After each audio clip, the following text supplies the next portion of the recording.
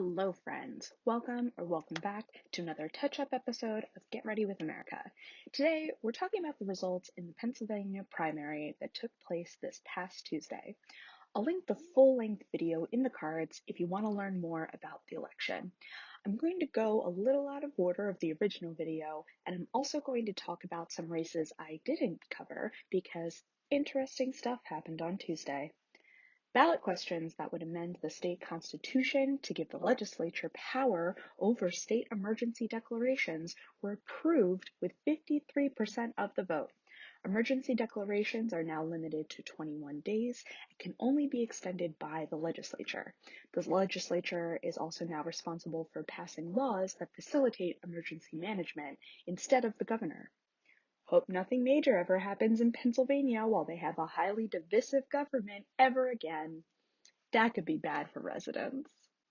Oh, also the Third Amendment passed as well that prohibits discrimination based on race.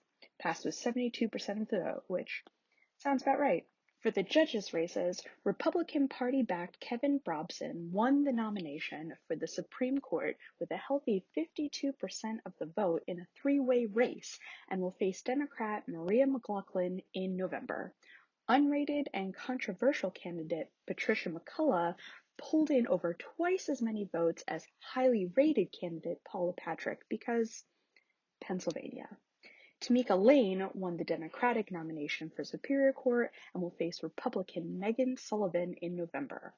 Lori DeMoss and David Spurgeon are currently the top two vote getters in the Commonwealth Court Democratic primary, but final vote totals haven't been tallied, so Amanda Green Hawkins is still in the contest to get that second spot.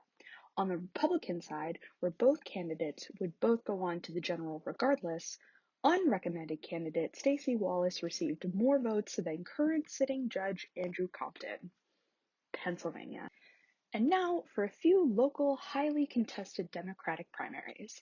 In Philadelphia, District Attorney Larry Krasner won the nomination to pursue a second term with 65% of the vote against former homicide prosecutor Carlos Vega.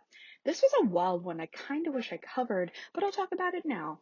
Krasner was elected in 2017 out of a very crowded field of candidates because he ran on bringing systemic change to prosecuting in the city. This has had mixed results so far, but he remains centered on this tenet, so his supporters and the community at large are trusting the process, if you will. Wow, I'm very sucked into Sixers Twitter.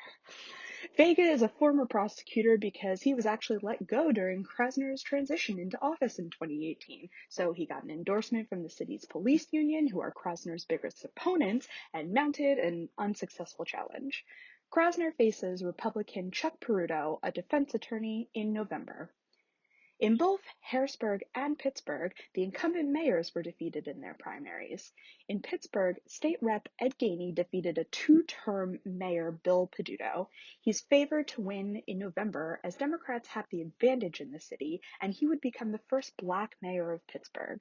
In Harrisburg, City Council President Wanda Williams defeated Mayor Eric Papenfuse by 56 votes.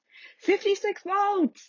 She served on city council for 16 years and as president for the past 12, and she would be the second black and second woman mayor of the state's capital.